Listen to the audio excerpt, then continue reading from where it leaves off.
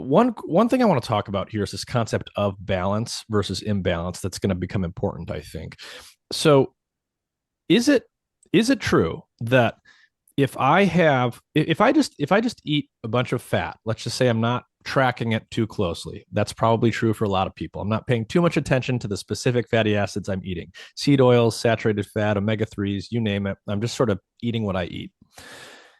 Can't my body just make doesn't it just know how to make the perfect needed balance of these things, or does the balance of what's coming into me from my diet really dictate whether or not there's going to be an imbalance?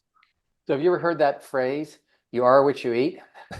Yeah. I think there's some truth to that. So um, we have to, again, get into the biology of this a bit, but the enzymes that process omega-6 derived fatty acids or omega-3, they're actually the same. The ones that process omega-3 and 6 are the same enzymes. Mm. So it's called ALOX5 and 5-AP. And those enzymes um, can handle either one, the pro-inflammatory or the pro-resolving lipid precursor, omega-6 or omega-3. So as with any enzyme, if you give it a substrate in excess, it's going to favor that substrate if it's got equal propensity to affect both. I And see. so if you load your body up with omega-6s at a ratio of 30 to 1 or 25 to 1, your enzyme is going to be more likely to convert that to a pro-inflammatory lipid mediator than a pro-resolving lipid mediator. And that's kind of, we think, what happens where we have, our diet is so overwhelmed with omega-6s, you can't eat enough omega-3s to balance it. Um, the lipid mediators are evanescent, by the way. They get turned on and off, like you said. It's a temporal thing. It's timed with inflammation.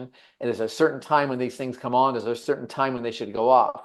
But the substrates are always floating around, right? And so there's a nuance to the science here, understanding what the substrates are and then what the lipid mediators are and measuring both. So if you look at it, and I looked at myself, I have a 13 to 1 ratio, for example. Mm. Ideally, it'd be 1 to 1 or 2 to 1, favoring, more towards the omega-3. You'd like two omega-6 to 1 omega-3. Yeah. But like I'm 13 to 1, but the average American may be 25 to 1 or 20 to Right. 1. Now, if you look at the foods we eat, let's take beef, for example. Beef or pork or anything of that nature, it's about 25 to 30 to 1 because the beef is grain fed. And you've heard of fattening the calf with grain, using Yeah. grain to fat. Well, that's why it's Yeah. basically this sort of carbohydrate rich diet and there may be, by the way, maybe soybean oil in things like cattle feed. I don't Right. know for a fact. But if you're getting a grain-fed animal, that's where the meat is now 25 to 1, and you're getting every bread that you eat, or every cookie or piece of pie or whatever you're eating is loaded with basically omega-6s, then your body's going to see much more of that. So you are what you eat. I think you're going to be flooding your receptors and your enzymes with this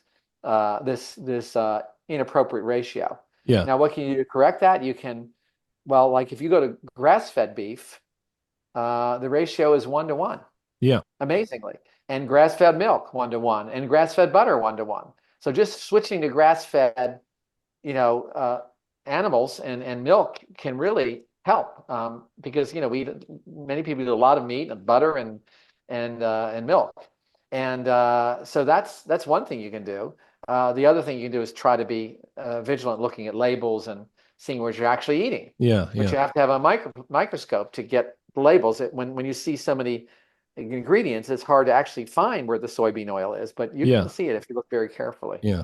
Well, I mean, yeah, I think one of the places, one of the things implied here is, it's not sufficient just to look at the total fat content. You've got to Right, actually go down at least one more level and say how much is polyunsaturated, how much is saturated, right. and so forth.